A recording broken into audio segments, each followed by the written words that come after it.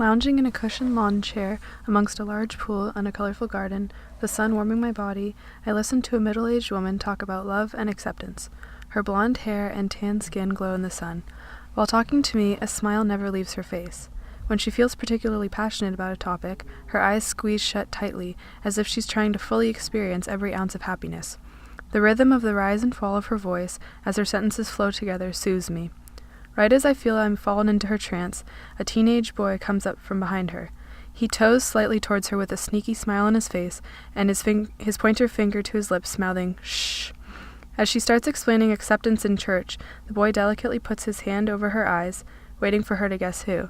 Her first instinct is to hug him from behind and feel what he's wearing. "They're wearing a baseball cap," she deduces excitedly. "That means it's either CJ or Cam." She pauses a moment, thinking, then decides, "I think it's Cam." Of course, she's right. He smiles and comes around to pull her into a tight hug, as is the custom when anyone comes to greet her. She is Carol DeMonte, Youth and Choir Director at Los Altos United Methodist Church, and as anyone would be able to tell upon meeting her, she's a hug addict. She hugs her church kids, she hugs the parents of the church kids, she hugs friends of the church kids, she hugs essentially everyone, regardless if she knows them or not. Hugging is just her natural way of expressing her love for people, and boy does she have overflowing amounts of love for people. LAUMC is a reconciling church, meaning they accept everyone, regardless of sexual identity or gender identity, in addition to economic status, gender identity, age, disabilities, and whatever other problems churches might find with people. Point is, they accept all. A church as unique as this calls for equally unique church directors. That's where Carol comes in. Her welcoming manner and infectious love for all around her, especially her church kids, makes it obvious that she really does accept everyone exactly as they are. This message seems to rub off on everyone around her and creates a loving church community that fosters significant spiritual and personal growth. LAUMC wasn't as progressive of a church when Carol first started working there.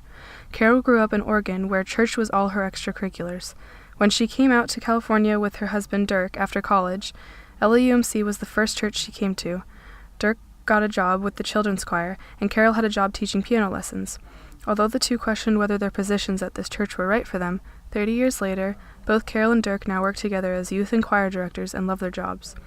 Around 8 years ago, LAUMC considered becoming a reconciling church. The movement started in 1978 when a Presbyterian church in Boston created the More Light program, quote, adopting a statement affirming lesbians and gay men and inviting their full participation in the life of the local church as adapted for United Methodist congregations, end quote. This movement grew throughout the United States, and then Carol and other church members started pushing for their church to become a reconciling church. Carol tells me it was a tough transition, saying, quote, "We took it really slowly. It was a matter of about 2 years of talking and trying to make sure that everyone felt their voice was heard, especially those who were afraid to change from the old way," end quote. However, Carol and many other church members really pushed for this change, believing firmly that acceptance was what God called us to do, to create a stronger community in the church. Carol explains, quote, "Anyone in every community always benefits from accepting more, because that's what we're called to be. Especially people of faith, we're called to be people of inclusion. Even if sometimes things aren't comfortable, you need to learn to become comfortable if it's about inclusion," end quote. Inclusion is indeed a strong message in the church, and one I noticed right away when I joined the choir and met Carol a year ago. Singing was still a new and scary world to me, but I thought a church choir might be a fun way to test it out. I emailed Carol a simple, "Hi, my name is Katia Kiefaber. How would I go about joining the choir?" and was staggered by the response she gave me. Most adults are straightforward and fill the page with overwhelming, big-worded formalness. Not Carol. I believe her first sentence was, quote, "This is so exciting. We'd love to have a new member of the church," end quote, complete with 4 more exclamation points than I'd ever seen an adult use. That first sentence instantly made me feel welcomed, and the rest of the email convinced me that I definitely wanted to try out the choir. When I came to the choir practice the first time, my nerves returned. I didn't know anyone in the choir, I didn't know how to sing, but Carol's email kept my hesitant feet walking towards the door. I stepped inside and looked around nervously at all the unfamiliar faces, until I settled on the one face that was completely familiar to me, despite the fact that I'd never met her before. Carol rushed up to me and gave me a huge hug, repeating, "I'm so excited you're here." I felt immediately accepted and loved by her. That love initially gave me the strength to go to the slightly intimidating choir practices. Now, as I'm more comfortable in the choir, her never-ending love gets me through the hard days when school feels like a stressful, lonely place. This is my personal story, but I'd venture to say everyone in the choir has their own story of how included they felt by Carol. Looking at the way that the choir and youth groups interact, it's obvious that her message of inclusion and acceptance is working some sort of special magic. Choir practices are filled with constant chatter, friends goofing around, plenty of silly dance moves, and of course the beautiful harmony of voices. But then there are the serious moments of prayer, when all who are goofing around become silent and respectful, holding the hand of a nearby friend who's crying from a struggle she's having in her life. The compassion of people in the group seems to be inspired by Carol, and creates a lively but safe space where anyone can be their weird, crazy self and be loved for it. When I see how wonderfully Carol runs this youth group, I begin to wonder why so many churches are rejecting this idea of acceptance. According to the 2011 Australian census, 40% of same-sex couples in the world are Christian. This is fairly close to the 60% of opposite-sex couples who consider themselves Christian. Another survey said that 50% of Christians accept homosexuality, but only about 10% of churches outwardly acknowledge that they accept homosexuality.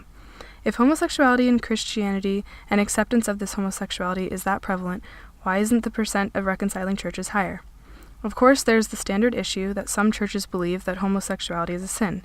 However, Catholic Bishop Bruce J. Simpson firmly disagrees with this, bluntly stating, quote, "As prejudices change, so has the biblical translation.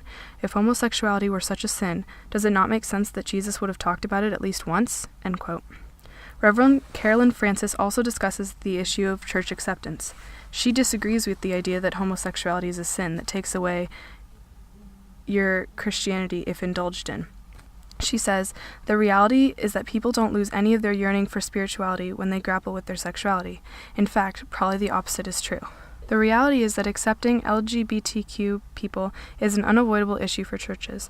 LAUMC has bravely become one of the small percentage of reconciling churches. LAUMC will also marry gay couples, despite Methodist churches nationwide ruling that they won't recognize gay marriage. The trend shows that churches are becoming more inclusive, but there's still much progress to be made." Carol acknowledges that even though LAUMC is so progressive, she understands churches' reasons for not being accepting. She explains, quote, "I've definitely seen our church progress, which is awesome.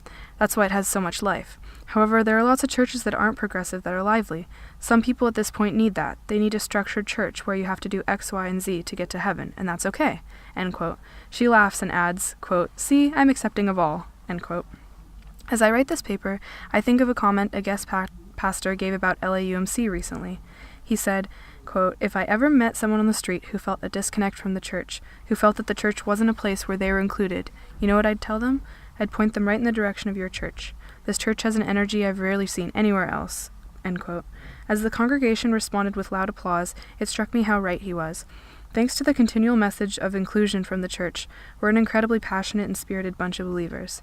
LAUMC has created a community where it seems easy for everyone to find their connection to God, whether old or young. And if the youth are the future of the church, then with Carol's loving and supportive demeanor, the future is indeed bright.